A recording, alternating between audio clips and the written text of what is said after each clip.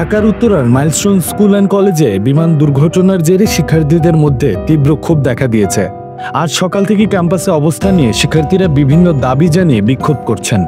সকাল 10:30টার দিকে অন্তর্বর্তী সরকারের আইন উপদেষ্টা আসিফ নজরুল ও শিক্ষা উপদেষ্টা সিআর আবরার কলেজ পরিদর্শনে গেলে শিক্ষার্থীরা তাদের ঘিরে ধরেন।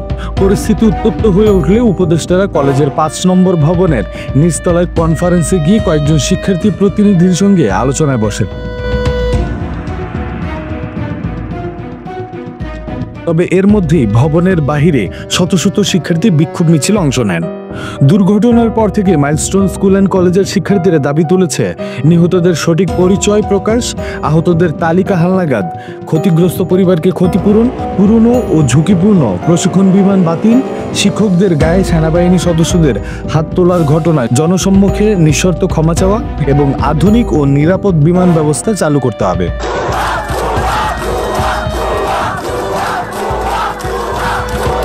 এর আগে সকাল 9টায় ক্যাম্পাসে অবস্থান কর্মসূচির পরিকল্পনা ছিল শিক্ষার্থীদের।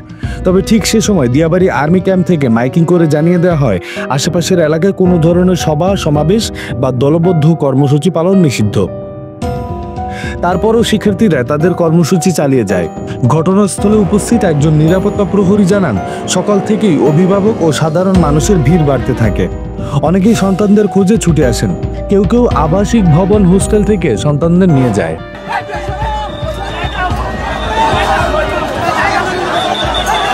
এদিকে ঘটনায় ক্ষতিগ্রস্ত ভবনটি মূলত প্রাথমিক শাখার বলে জানিয়েছেন ওই স্কুলের শিক্ষিকা আফরিন। তিনি বলেন, ঠিক কতজন শিক্ষার্থী ভবনে ছিল সেটা এখনও নিশ্চিত নয়। উল্লেখ্য, গতকাল দুপুরে বাংলাদেশ বিমান বাহিনীর একটি প্রশিক্ষণ যুদ্ধ বিমান মাইলস্টোন কলেজের ভবনে বিধ্বস্ত হয়। এতে এখন পর্যন্ত 27 জন শিক্ষার্থীর মৃত্যুর খবর নিশ্চিত করেছে প্রধান উপদেষ্টার বিশেষ সহকারী চিকিৎসক মোহাম্মদ সাইদুর রহমান। এছাড়া আরও 78 জন শিক্ষার্থী রাজধানীর 4টি হাসপাতালে চিকিৎসাধীন রয়েছে। পরিস্থিতি সামাল দিতে কলেজের পরিচালক রাসেল তালুকদার জানান, 1 নম্বর ভবনের নিচে একটি হেল্প ডেস্ক খোলা হয়েছে। সেখানে হতাহতদের নাম ও অবস্থান সম্পর্কে তথ্য হালনাগাদ করা হচ্ছে।